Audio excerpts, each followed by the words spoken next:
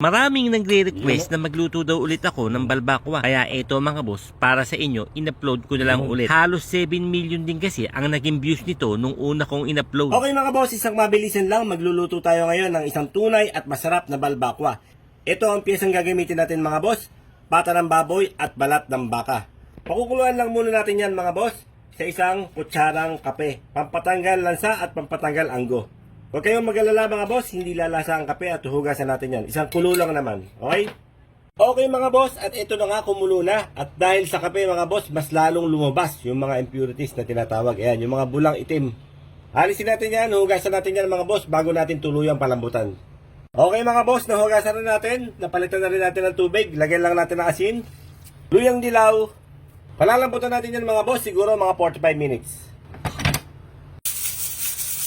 Makalipas ng 45 minutes, check natin kung malambot na ang ating mga karne. Yun, no? Okay mga boss, tara, isa na natin ang tunay at masarap na balbakwa. Maglagay tayo ng annatto oil o yung tinatawag na atsuete. Unahin natin ang bawang mga boss. O ayan ha, inuna ko na yung bawang. Sibuyas. Onion leeks o spring onion, ilalagay ko na din. Sili mga boss. Dried chili flakes. Tomato paste mga bossing o tomato sauce pwede. Baka ating panggisa mga boss, patis. Kunti lang baka malat. At syempre mga boss, ilagay na rin natin yung balat ng baka at pata ng baboy. Yun o. Lambot ng pata. Tsaka natin bigyan ng isang mahilab-hilab na halo. Dahan-dahan lang. Betching mga boss, depende yan sa inyo, lagi ko sinasabi. Okay mga boss, pag kumulo na, bigyan ulit natin siya ng isang mahilab-hilab na halo.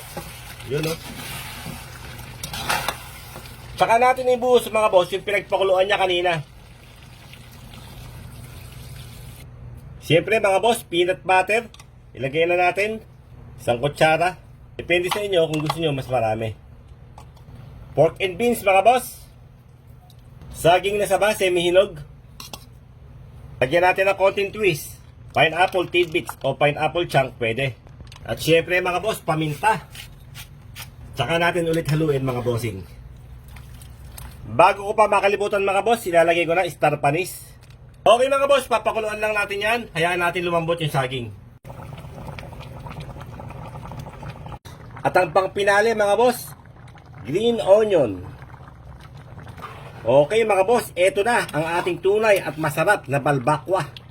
Pinaghalong balat ng baka at saka pata ng baboy. Lalag na lalag oh.